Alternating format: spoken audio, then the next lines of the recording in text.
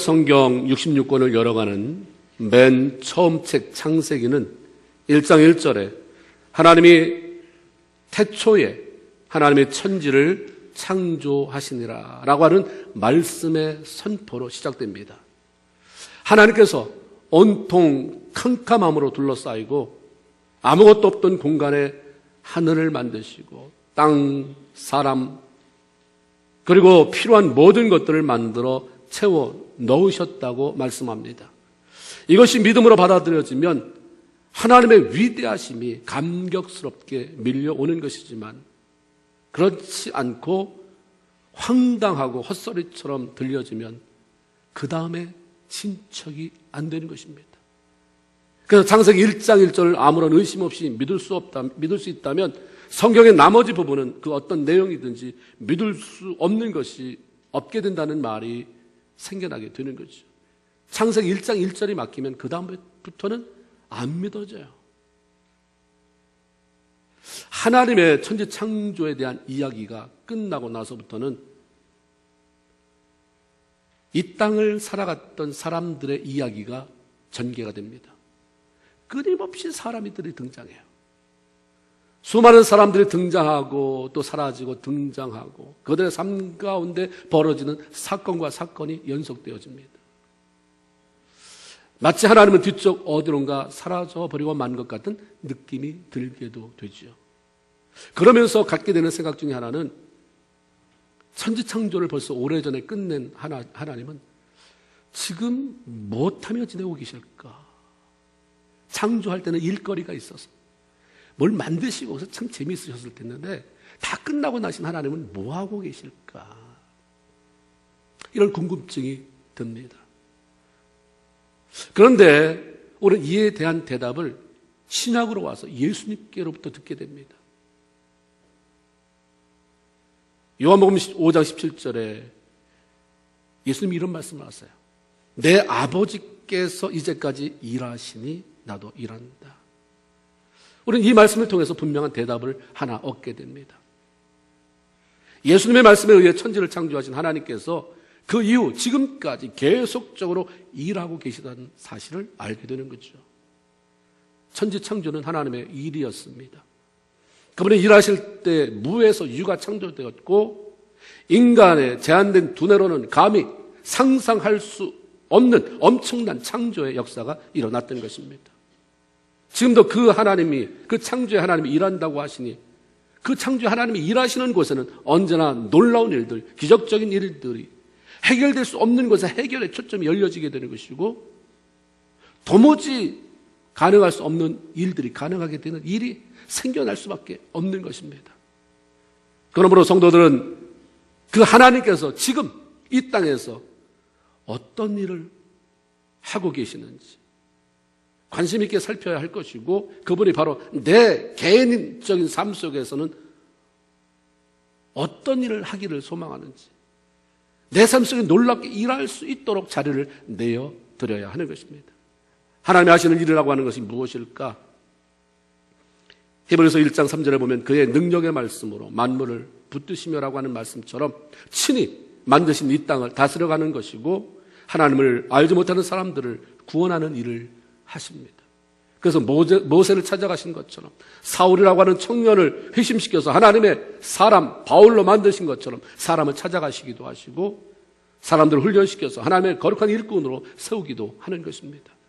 또한 시편 121편 4절에서 이스라엘을 지키시는 자는 졸지도 아니하시고 주무시지도 아니하시리로다 라고 하는 말씀처럼 자신의 백성들을 보호하고 인도하는 일을 하시기도 합니다. 이사야 62장 6절 7절에 너희 여호와로 기억하게 하시는 자들아 너희는 쉬지 말며 또 여호와로 예루살렘을 세워 세상에서 찬송을 받으시게 하기까지 그로 쉬지 못하게 하라고 하는 말씀이 있습니다.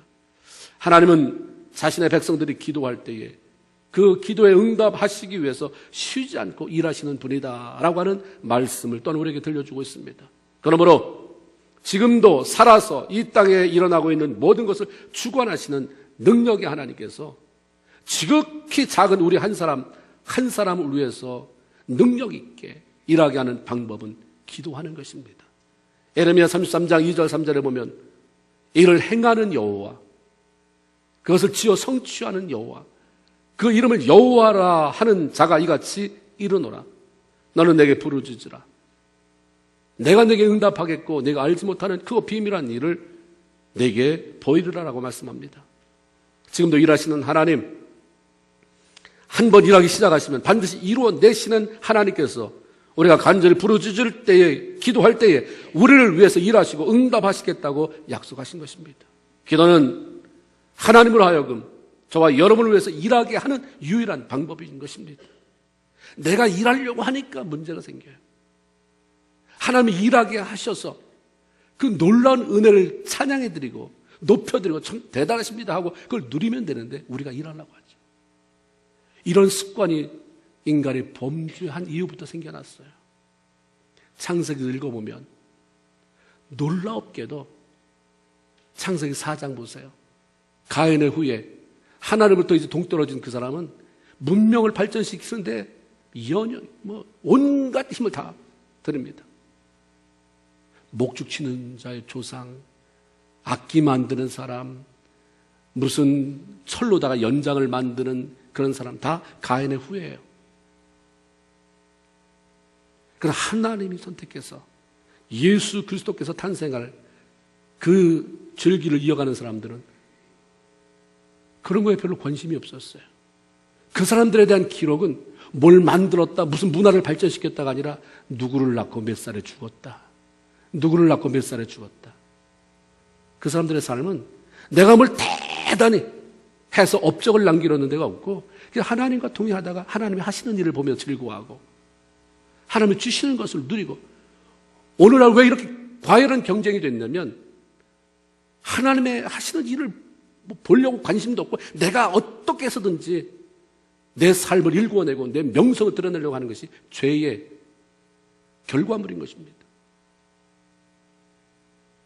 그렇다고 해서 우리가 아무것도 하지 말고 놀아야 되는 것이냐? 그게 아니라 하나님의 자녀답게 하나님을 앞세우고 오늘날 하나님이 어떻게 일하시는가? 하나님이 내 삶에 여전히 일하실 수 있도록 기도로 자리를 내어드리는 그런 삶으로 우리의 삶이 엮여져 가야 된다고 하는 말씀인 거죠. 오늘 본문에는 느헤미야의 기도에 대한 응답으로 하나님께서 어떻게 그를 위해 일하셨는지를 알려주는 내용이 나옵니다. 느헤미야는 자기를 찾아온 동생 하나니를 통해서 지금 고국의 형편이 얼마나 어렵게 되었는지에 대한 소식을 들었습니다. 백성들은 큰 환난을 당하고 하나님의 거룩한 전이 있는 예루살렘 성은 회파되고 성문은 불에 타버렸다고 하는 것입니다. 안타까운 조국의 현실에 소식을 들은 느헤미야가 할 수 있는 것은 기도밖에 없었어요. 하나님, 나는 아무것도 할 수 없습니다. 이국 땅에서 그곳에 가서 뭘 할 수 있겠습니까? 이 땅을 벗어나는 것조차도 나에게는 힘겨운 일인데 하나님이 일하셔야 합니다. 그런 마음이 드니까 기도하지 않을 수 없었어요. 그래서 그가 선택한 것은 금식하고 회개하며 하나님께 기도하는 것이었다라고 말씀합니다. 그리고 자신이 잘 되어서 왕으로부터 도움받을 수 있는 길을 열어달라고 간구했습니다. 하나님은 느헤미야의 기도를 들으시고 일하신 결과 얼마 되지 않아서 느헤미야는 왕의 술관원이라고 하는 높은 직으로 승진이 됐습니다. 정말 우리가 살아가는 동안 귀한 것은 기도하는 일이고 우리가 부딪히는 수많은 문제를 해결해가는 데 있어서 기도보다 나은 방법은 없습니다. 신약성경 마가복음 9장에 보면 한 아버지가 귀신에 들려서 벙어리 되고 또 귀머거리가 된 아들을 예수님 앞에 데리고 옵니다. 제자들이 예수님이 없는 동안 해봤지만 안 됐어요. 예수님이 오셔서 깨끗하게 고쳐서 돌려보냈습니다.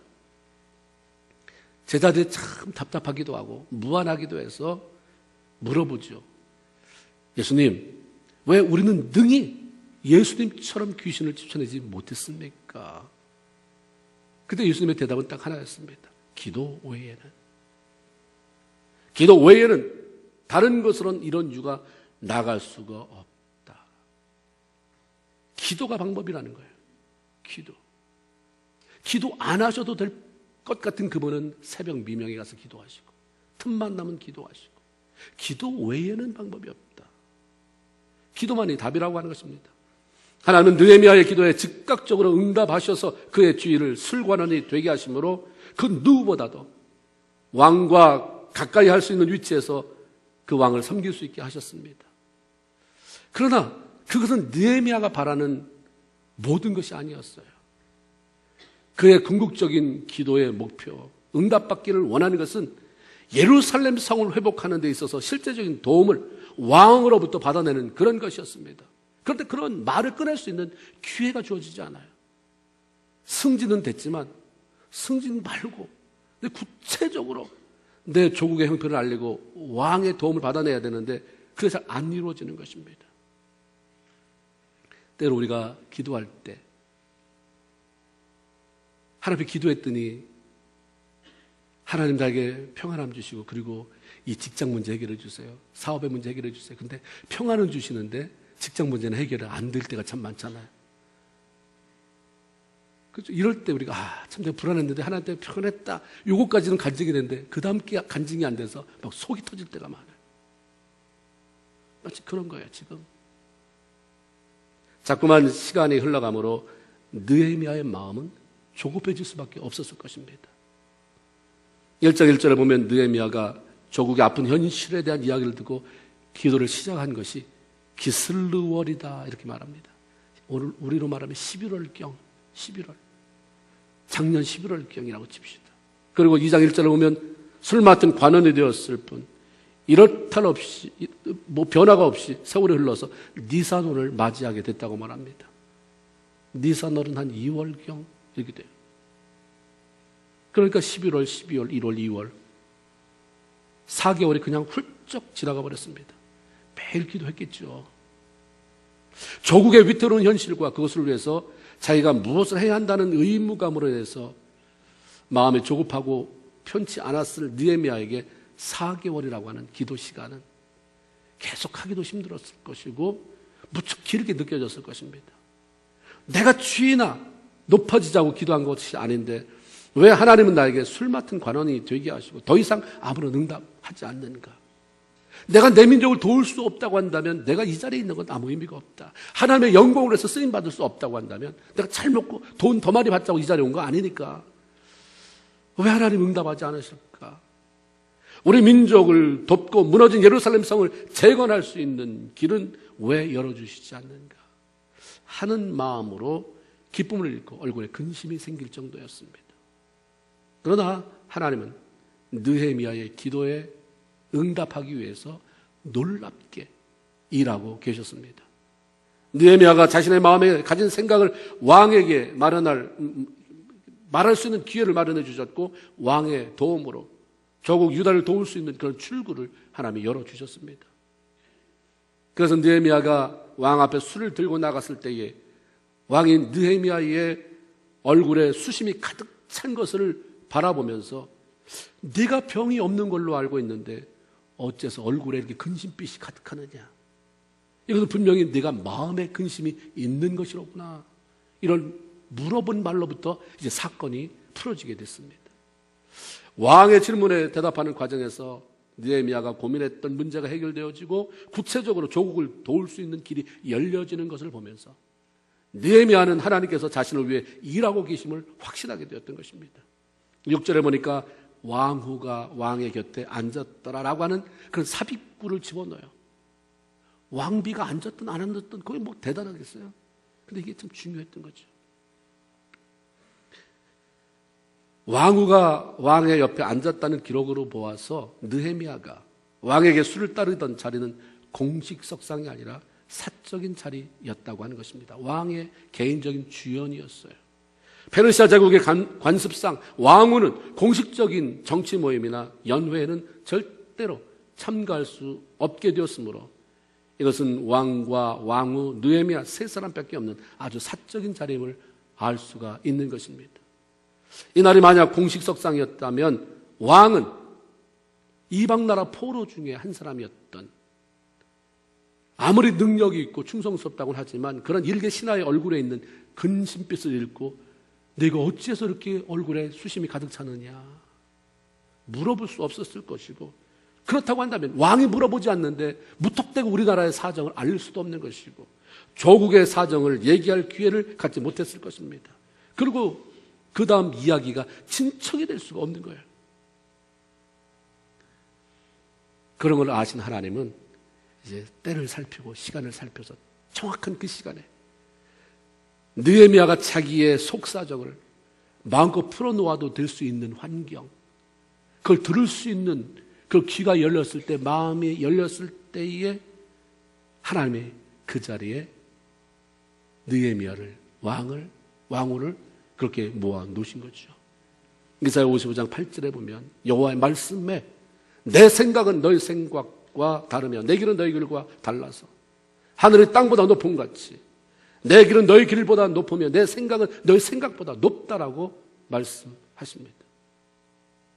우리의 생각을 뛰어넘는 하나님은 느헤미야의 기도에 가장 아름다운 것으로 응답하실 환경을 마련하고 계셨고 그에게 놀라운 기회를 허락해 주셨던 것입니다.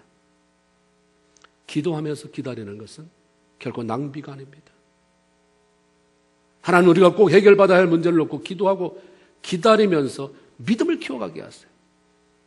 그러면서 그러는 동안에 하나님은 문제 해결을 위한 가장 좋은 환경을 만들기 위해서 일하고 계시는 것입니다.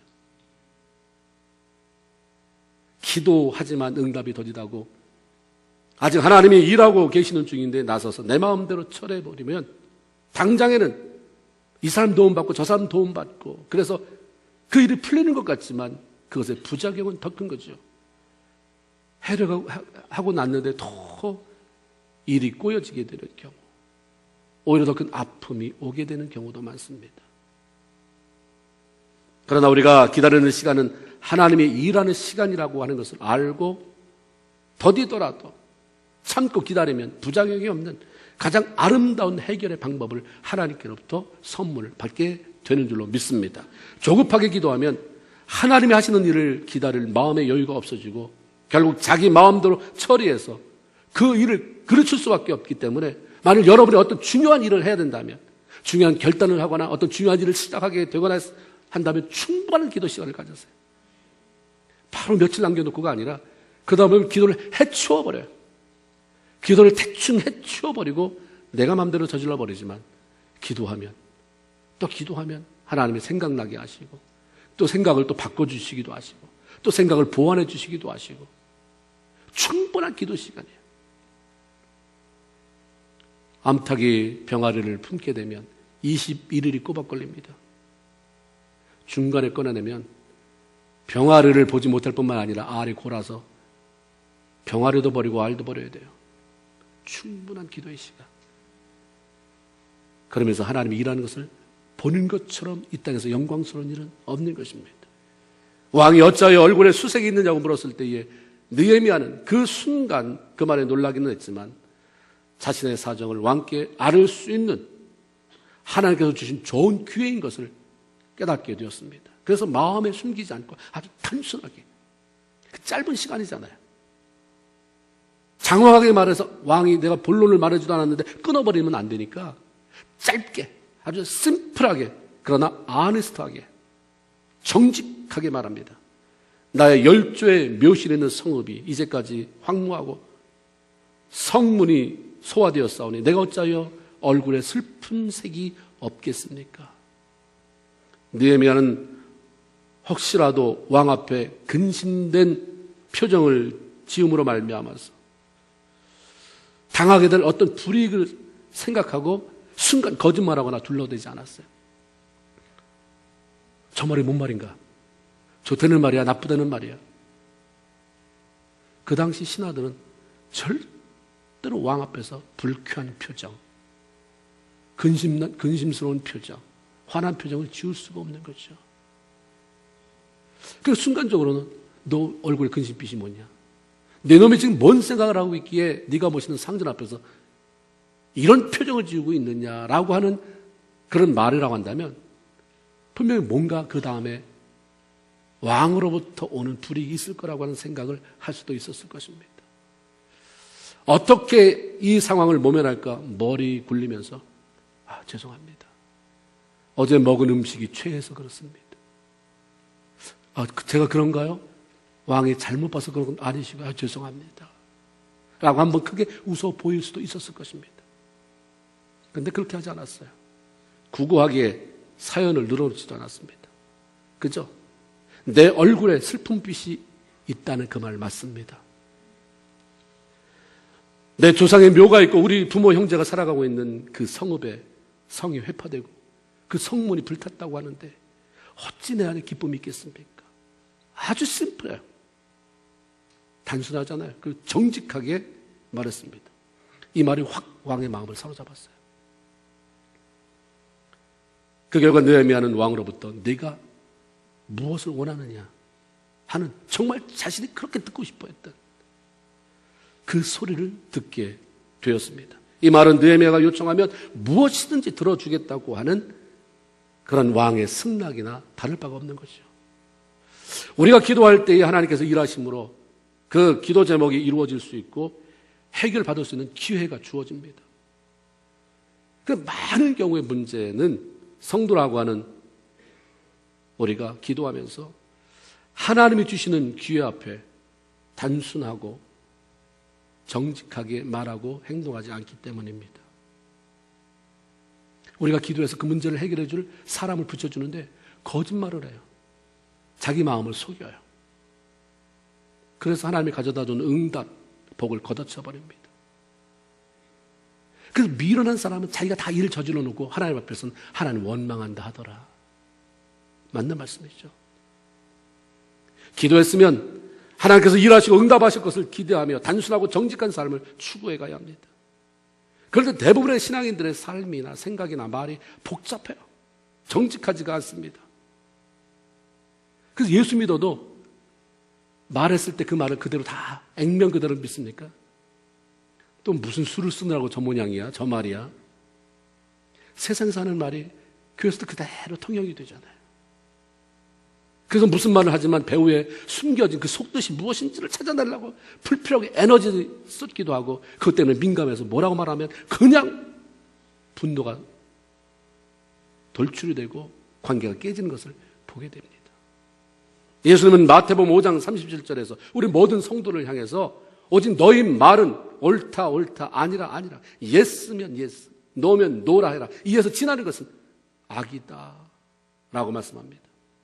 우리의 말과 삶을 단순하고 정직하게 만들어 가라고 하는 것입니다. 말이 꼬이면 삶이 꼬여버려요. 정직한 말과 삶에는 하나님이 약속하신 놀라운 복과 혜택이 있기 때문에 하나님은 정말 하나님이 사랑하는 자녀들을 단순한 삶으로 훈련시킵니다. 정직한 삶에 대해서 훈련시키십니다.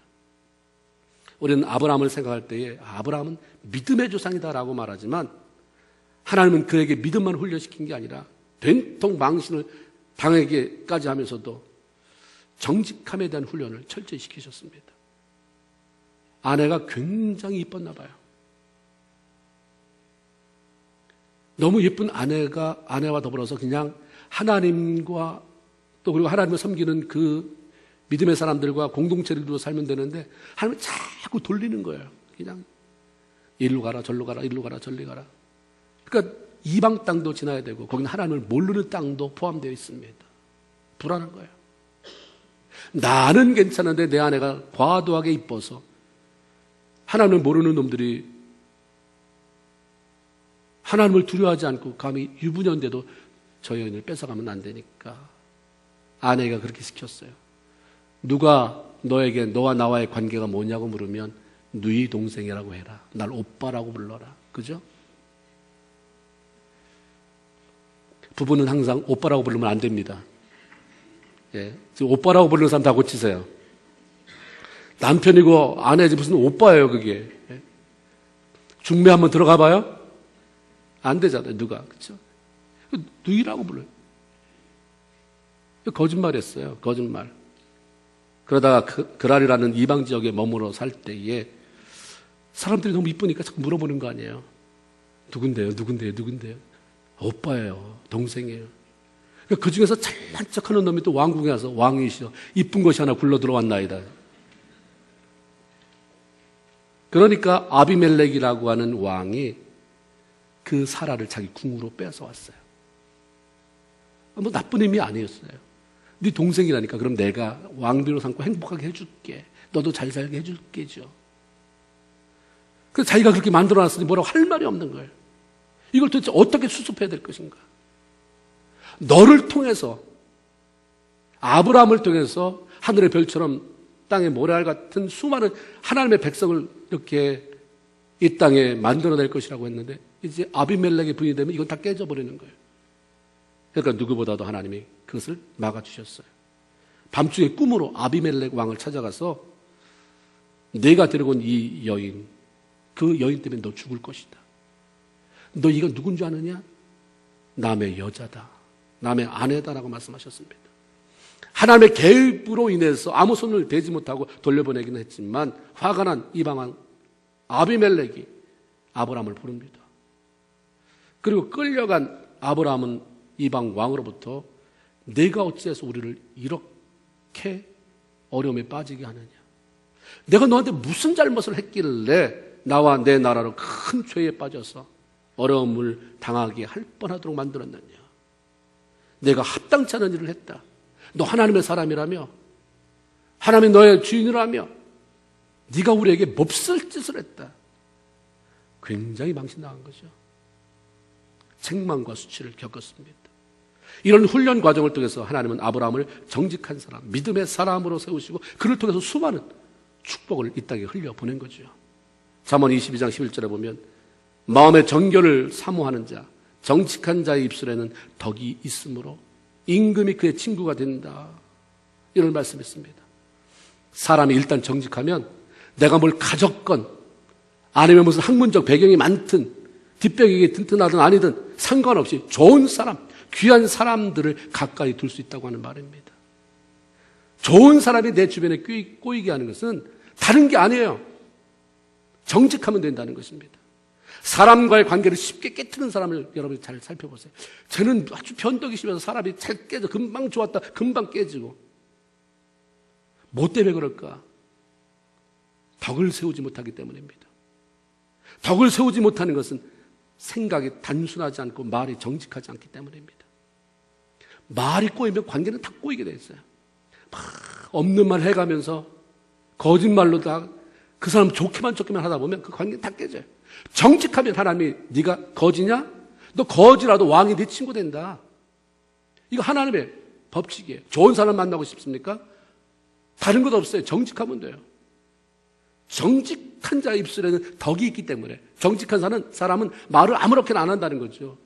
정직한 사람이 정직한 말을 하니까 그 말은 이치에 맞는 말이고 정직한 말이기 때문에 다른 사람을 세울 수가 있게 되는 것이고 사람이 붙게 된다는 거예요. 시편 7편 10절에 보면 나의 방패는 마음이 정직한 자를 구원하시는 하나님께 있도다. 하나님은 마음이 정직한 자의 삶을 보호하시는 방패가 되어준다고 하는 말씀입니다.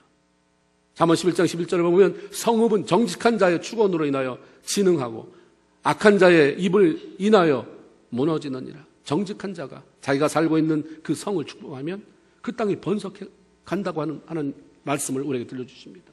하나님은 정직한 사람이 미치는 영향력이 이렇게 크도록 만들어 주셨어요. 지금도 우리의 기도를 들으시고 일하시는 하나님이 우리의 문제를 해결하시고 또 복 주시려고 기회를 만들어 주실 때에 단순하게 반응하고 정직하게 반응하면서 그것을 받아서 누릴 수 있는 저와 여러분 모두가 되기를 주님의 이름으로 축원을 드립니다. 조상의 묘실 있는 성읍이 불에 타서 수심 속에 있다는 느헤미야의 말을 들은 왕은 즉시로 아까 말씀드린 것처럼 내가 무엇을 원하느냐라고 물었습니다. 왕이 이렇게 말하는 것은 이미 내가 너를 어떻게 도울 수가 있느냐, 내가 무엇을 구하는지 내가 다 들어주겠다라고 하는 그러한 결심을 했다는 뜻입니다. 느헤미야는 이 짧은 시간에 자신과 민족의 운명이 달려있음을 몸으로 느꼈습니다. 그렇기 때문에 짧은 시간을 최단으로 이용해야 됐기 때문에 그 짧은 시간에 뭐라고 되어 있냐면 저가 하나님께 묵도하고 그냥 생각나는 대로 뭘 말하는 게 아니라 하나님 앞에 기도하는 거죠. 짧은 시간 하나님 앞에 기도해요. 하나님 뭐라고 말할까요? 하나님 내 입술 주장해 주세요. 내가 말하는 것을 저 사람이 듣게 해주세요. 짧은 시간에 말없이 마음속으로 하나님의 도우심을 구했고 기도하는 마음으로 조심스럽게 자기가 하고 싶은 얘기를 아주 간단한 명령이 꺼냈습니다. 5절에 보니까 왕이 만일 즐겨하시고 종이 왕의 목전에서 은혜를 얻었으면 나를 유다 땅 나의 열조의 묘실 있는 성읍으로 가게 하시고 그 성을 다시 이렇게 세울 수 있게 해 주십시오. 어렵게 꺼낸 말이었을 텐데 왕의 입에서 내가 몇 날, 며칠이 걸리느냐, 거기 가면 며칠 걸리는데 언제 돌아올 것인데 뜻밖의 말이 떨어집니다. 이것은 이미 가도 좋다고 하는 명령을 전제로 하는 말입니다. 아마도 왕은 평소에 성실하고 충성스럽게 자기를 섬겨온 느헤미야에게 호의를 베풀 기회가 주어졌다고 생각하는지도 모릅니다. 느헤미야는 지금 가면 며칠 걸리고 언제 돌아올 수 있습니다. 이렇게 확실히 말하고 왕이 말할 기회를 준 것을 최대한 활용해서 자신의 계획을 실행하는 데 필요한 모든 것을 요청합니다. 왕이여, 강서편 총독들에게 내리는 조서를 내게 주어서 저희로 나를 용납하며 유다까지 통과하게 해주십시오. 느헤미야는 각 지방을 다스리고 있는 페르시아 제국의 총독들에게 느헤미야 일행이 거길 지나가면 막지 말고 트집 잡지 말고 빨리 거길 지나갈 수 있도록 도우라고 하는 방해가 있지 않도록 미리 사전에 그렇게 할 수 있도록 왕한테 부탁을 하는 거였죠. 또 하나는 왕의 삼립감독 아삽에게 조서를 내려서 내가 우리 성을 재건할 수 있고 그 불탄 문을 다시 수리할 수 있고 거기서 내가 사는 동안 쓸 수 있는 집을 건축할 수 있도록 제목을 목재를 허락해달라고 이렇게 부탁을 합니다. 에레미야는 그 얘기를 할 때에 분명 근거를 제시해요. 근처 왕의 삼림, 왕이 가지고 있는 왕의 소유인 그 산, 그 나무, 그걸 관리하는 감독 이름이 아삽이라고 하는 그 정보까지도 아주 자세히 파악을 해두고 있었습니다. 느헤미야는 지난 4개월 동안 기도만 한 것이 아니라 예루살렘 성전 재건에 필요한 그런 것들이 무엇인지 사전 준비 조사를 끝내놓고 있었습니다. 사실 4개월 동안에 해결된 건 아무것도 없었어요. 그냥 내리 기도만 할 뿐이었습니다. 기도하고 마음에 근심도 생기고 하나님께서 어떻게 응답하실지도 모르는 것이었고 왕을 통해서 어떤 도움을 받을 수 있는지 아니면 받지 못할지 아무것도 해결이 된 것이 없는 혼란스러운 시기였습니다. 그런데 놀라운 것은 그도 끊임없이 4개월 기도했다는 것이고 기도하면서 응답이 더디다고 무기력하게 기다리거나 원망하고 있지 않고 자기가 해야 할 준비, 안 된다면을 준비할 게 아니라 된다면을 준비했던 거죠. 안 되면 뭐 내가 하는 거 이거 다 뭐야 헛거냐냐 이게 아니라 된다는 것을 가정하고 준비하는 것은 놀라운 얘기 있는 거예요. 와, 하나님께서 나에게 술 맡은 관원까지 되게 하셨는데 그 다음 길을 안 열어주겠느냐. 왕이 나에게 정말로 이런 각본 그대로 아마 자기가 생각했는지도 모르겠어요. 뭘 도와주냐고 물으면 내가 이렇게 대답해야지. 망설임 없이 얘기하잖아요. 준비하고 있었기 때문에 그냥 술술술 풀어놓는 거예요. 기도는 하는데 하나님 뭘 도와주는데 다시 지금부터 하나님 뭘 도와줘야 되는지 기도해보기 다시 오겠습니다. too late이에요. 기도할 때 하나님 날 좀 도와주세요. 뭘 도와주는데 어떻게 도와줄까? 우리는 너무 기도하라고 하니까 안 할 수 없으니까 이게 틀에 박힌 주님 도와주세요. 전능하신 하나님 함께 해주세요. 뭘 어떻게 언제 시작할 건데 뭐가 필요한데 아무 생각이 없어요. 그러니까 뭐가 응답을 해도 응답을 준 건지 감사가 없고 안 해도 내 이럴 줄 알았어. 그래서 이렇게 준비해놨지가 되는 거예요. 하나님이 응답하셨을 때 응답이 정말 하나님으로부터 왔다고 하는 것이 내가 점검이 될 수 있는 기도 제목이 있어야 되잖아요. 뭘 도움이 필요하십니까? 뭘 어떻게 도와주면 좋은데요? 제일 힘든 게 그냥 알아서 도와주세요. 그리고 알아서 도와주는 사람 치고 그 사람이 알아서 도와줬을 때 감사하는 사람 없어요. 에게게 요거냐? 아무리 내가 알아서 도와줘 달라고 했다고 해서 요거냐? 하나도 감사 안 해요. 내가 원하는 것을 주었을 때 감사하지. 느헤미야는 아무런 응답이 안 와도 응답 올 것이다. 하나님 이렇게 왕을 통해서 나에게 요청이 올 것이다. 그때 이렇게 대답해야지. 준비했어요. 왕의 산에 있는 그 나무, 그 관리하는 그 사람 감동. 뭐 구체적이잖아요. 기도만 하면 다냐? 이런 말을 듣는 사람은 뭐냐면 기도하고 게을러 빠지기 때문이에요. 하나님이 하실 거야. 너 기도하는 동안 요거라도 좀 일 좀 해봐. 싫어. 하나님이 큰 걸로 일 맡길 거야. 그래서 요거라도 하면 사람이 기도해야 되는데 그것도 안 하고 다른 사람 손 벌리고 괴롭게 만드니까 기도만 하면 다냐가 되는 거예요. 느헤미야는 기도하면서 기도하면 다다. 왜? 난 이렇게 하나님이 응답하실 거에 대한 확신을 가지고 있다. 이 사람은 기도하는 사람이에요. 동시에 준비하는 사람이었습니다. 모든 사람에게 기도할 때 하나님이 기회를 주시지만 준비된 자가 그것을 차지하게 되는 것이고 누리게 되는 것입니다. 8절에 보면 내 하나님의 선하신 손이 나를 도우심으로 왕이 허락하고 라는 말씀이 있습니다. 이런 느헤미야의 고백처럼 왕이 허락한 이유는 하나님의 철저한 간섭하심과 도우심이 있기에 분명한 것이지만 느헤미야의 기도, 성실하게 준비했던 삶을 부인할 수가 없습니다. 아무리 복잡한 환경 속에서 기도한다고 해도 그 어려움들은 지나가고 해결되는 날이 오게 될 거잖아요. 그런데 어려움이 왜 이렇게 안 지나가는가? 왜 이렇게 문제가 계속해서 나를 괴롭히나 여기에 신경을 곤두세우고 초점을 맞추다 보면 응답받는 기간이 길어지면 다 무기력해져요. 이상하게 기도를 오래 하는데 무기력해져요, 사람들이. 그냥 기대가 없어지기 때문에 그래요. 하나님이 응답을 더디하는 건 하나님 편이고 내가 오래 기도를 하면 더 힘이 생겨야 될 거 아니에요. 기도를 많이 했으니까, 오래 했으니까. 보세요. 어떤 제목을 가지고 오래 할수록 김 빠지는 사람이지 내가 하나님이 응답 안 해줘서 한 달이면 마칠 기도를 내가 3달째 하고 있다. 4달째 하고 있다. 내가 정말 그것 때문에 살았다. 이런 사람 얼마나 되겠습니까? 그 해결되는 거에만 초점을 맞추니까 그래요. 해결된 다음에 하나님이 이걸 해결해 주시면 내가 이걸 가지고 어떻게 사용할까?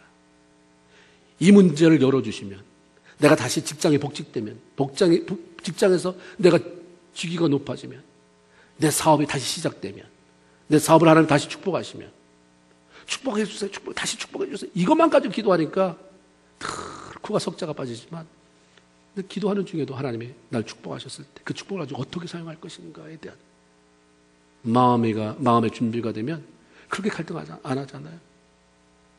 그것만 가지고 갈등하니까 해결되고 난다면 그럼 이제 뭐 해야 되지? 어떻게 해야 되지? 또 갈등이 또 생기는 거예요. 계속 이런 삶의 되풀이가 되죠.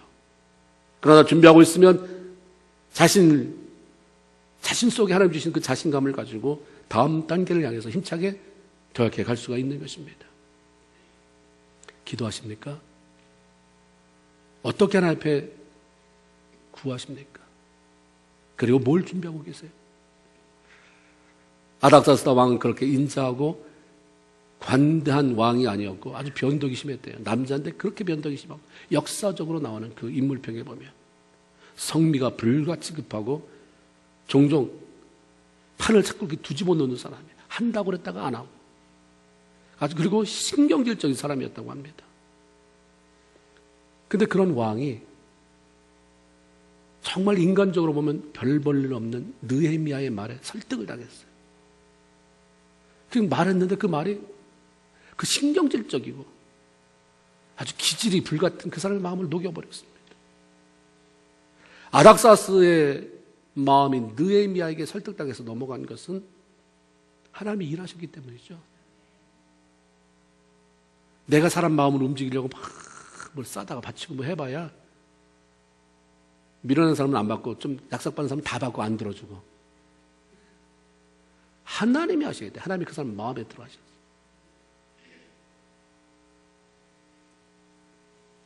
아무도 대항할 수 없었던 거인 골리앗이 어린 소년 다윗 앞에 그가 던진 물맷돌 한 방에 고꾸라질 수 있었던 것은 다윗의 기술 때문이 아니라 하나님께서 그 앞에 가셔서 일하셨기 때문입니다. 다윗이 대단하지만 긴장하면 잘못할 수도 있잖아요. 사격 선수가 백발백중이라는 법이 어디 있어요? 잘해야 되겠다고 이 한 방으로다가 결정되지 않으면 내가 죽는다라고 했을 때는 너무 긴장해서 잘못 쓸 수도 있어요. 어쩌면 잘못 쌌는데도 하나님 그 물맷돌 하나님이 집어가지고 가서 거기에 맞춰주셨는지도 모르겠어요.